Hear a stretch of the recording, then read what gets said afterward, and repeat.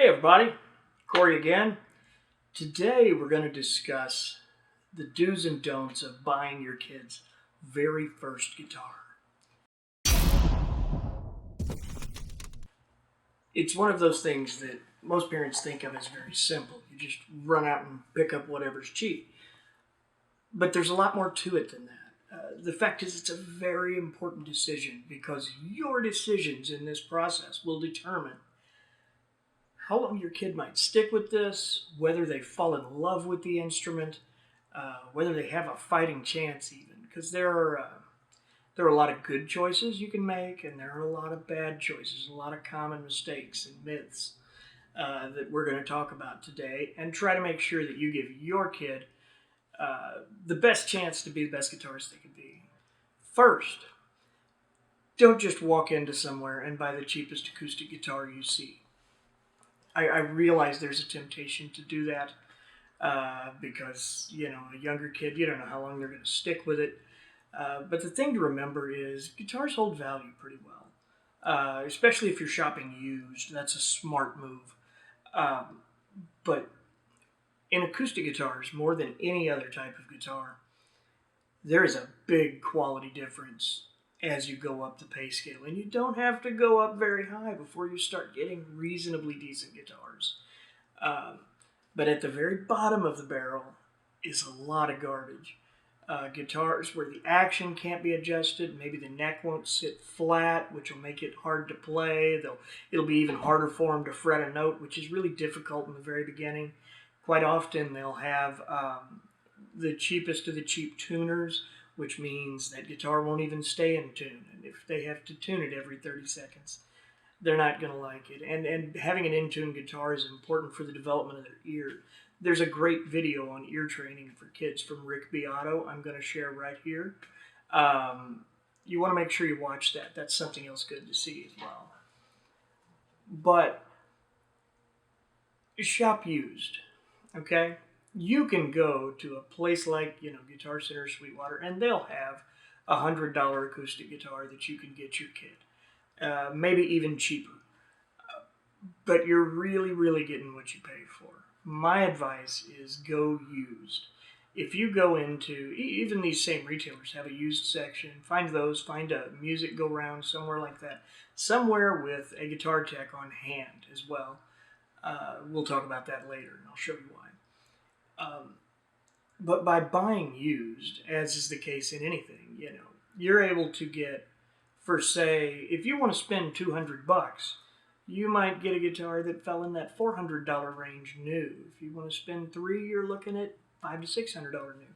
And when you hit that $399 to $599 range, there are a lot of really quality guitars out there that you can pick up used for $200 to $300. I know it's maybe a little more than you were thinking about spending, but buying it used, like I said, guitars hold value pretty well. You can stick that on Facebook. If your kid quits playing, you'll be able to stick that on Facebook Marketplace or Craigslist or Let Go, 5 Miles, all those crazy apps, and be able to get back at least 75% of your money. So don't look at it as a total loss, where if you buy a new guitar, you're going to take the big hit. If you buy a new guitar for $300, you're going to sell it for $175.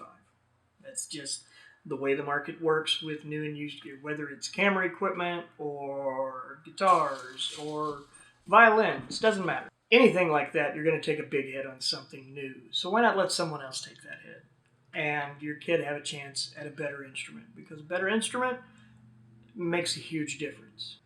Number 2, don't assume your kid needs an acoustic guitar just because everyone thinks that's what kids start with. The fact of the matter is, an acoustic guitar, even a decent one, is harder to play than an electric. It requires a little more responsibility when it comes to upkeep. They damage easier. There's all kinds of problems you can have with an acoustic guitar that are a bigger deal than they are with an electric. But I know people feel like that's just what you're supposed to do. But the fact is, it doesn't matter. You can do whatever you want. If your kid wants to be the next Eddie Van Halen, he doesn't want a cheap acoustic guitar. You can buy a reasonably cheap Strat. Now, electric guitars are different. What you get for $100 to $200 in electric guitars is so far beyond what you got for that when I was a kid, if you could even find them for that. Know what kind of music your kid wants to play. If your kid doesn't want to play an acoustic guitar and doesn't like have an interest in, let's say, Jason Mraz or John Mayer, then that's probably not the guitar for them. If it's a little girl and they don't want to be Taylor Swift, that's not for them. Um, and I don't mean that to single anybody out. I'm just trying to illustrate that, different kinds of music call for different instruments. So you want to make sure that what you're getting is something that will not only work for your kid, but inspire them. You want them to pick that thing up and want to play it. Number 3, don't go to a big box retailer. You can walk into Walmart or Best Buy and you can buy a cheap acoustic guitar. You're going to spend $80 to $150 depending on which one you go to. And it will hold all the hallmarks of being a guitar. It will function as a guitar. But 9 times out of 10, they're absolute garbage. It's not what you want to put in your kid's hand. You can get a better instrument for the exact same money. I mean, light years better instrument for the same money at a used shop or from a used selection at any of the other stores. I know these places sell guitars, and that's convenient, and it seems great because they're great for little kids. But the truth is, just make sure that what you're getting is good enough that if it falls over 2 or 3 times, they can still use it. Those cheap guitars like that, like I said, they won't stay in tune. They can't be set up for a variety of reasons. They'll have a one-piece bridge and saddle thing that's not adjustable. The neck won't be adjustable. And those are all recipes for disaster on cheap acoustic guitars. Number 4, do pay for a setup. A setup is where a technician takes the guitar, adjusts the action to make it a little more playable, puts a fresh set of strings on, make sure your nut's in good shape and your saddle. They'll also check your tuners, make sure everything's tight and in good working order. The reason you want to do this is because a setup can change a lower end guitar into a guitar that plays fantastic. Quite often when you get into these lower to low mid-range acoustic, the action will be high, the strings will be too big, especially if you're talking about a kid who's like 6 to 8. Playing with the strings that come on a cheap acoustic guitar will be a nightmare. Don't put them through that. You can go to any tech and say, hey, listen, I need this setup to be pretty easy to play. They can put lighter gauge acoustic strings.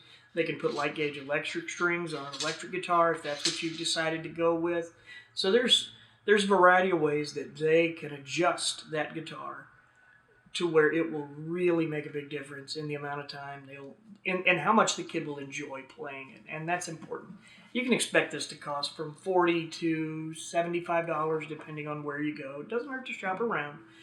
Setup's pretty simple. Everybody knows how to do these, so they'll be able to get you fixed up. Next, depending on your kid's age, you'll want to pay special attention to the size of the guitar.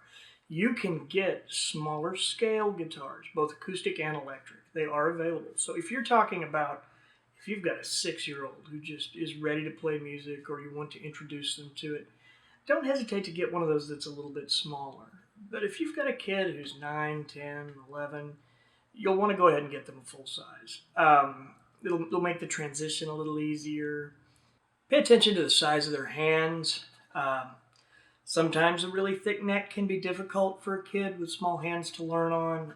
Sometimes it can be more comfortable. You never know. I have smaller hands and I play with some of the fattest necks you could buy, frankly. For me, it's more comfortable. For most children, that's not going to be the case. So think slim, think comfortable.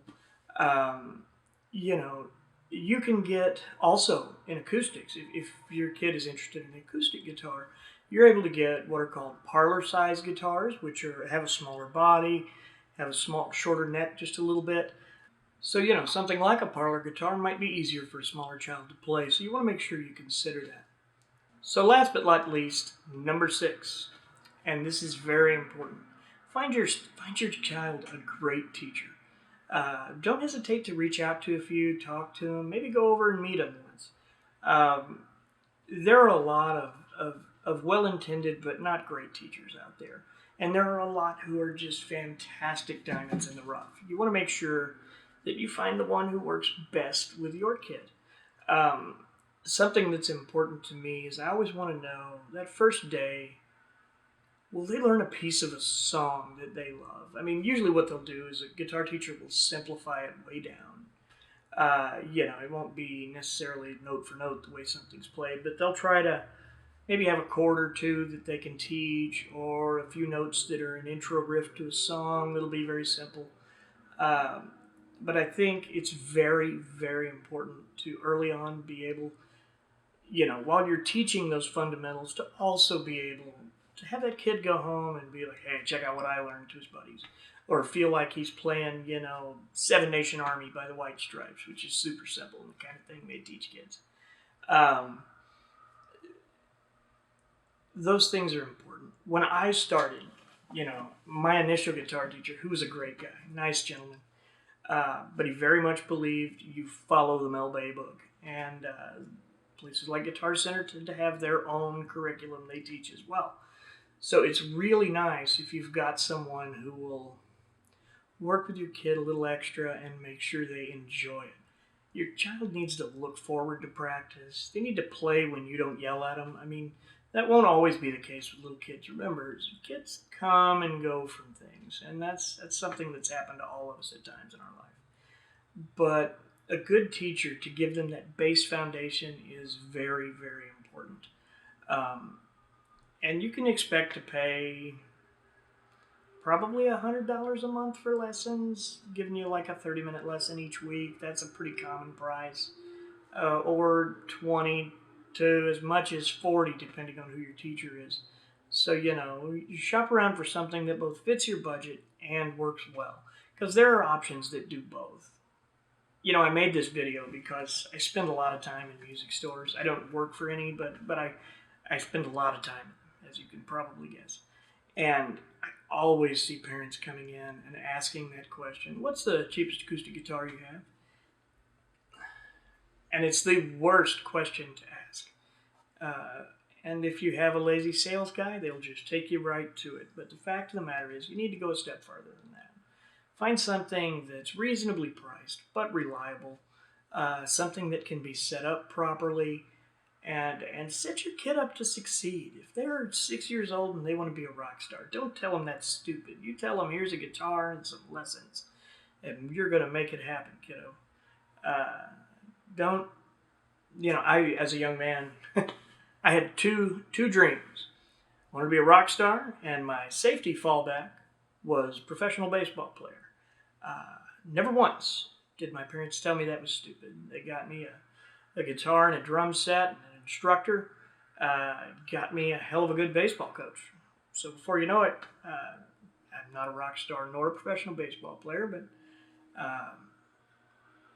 I've spent enough of my life working with music and sports, for that matter, that I feel like I got as close as I could have. So I feel good about that. And make sure you let your kids follow those dreams. And set them up right so that way they're equipped to handle it. For more videos like these and others, feel free to give us a follow. We really appreciate the subscriptions.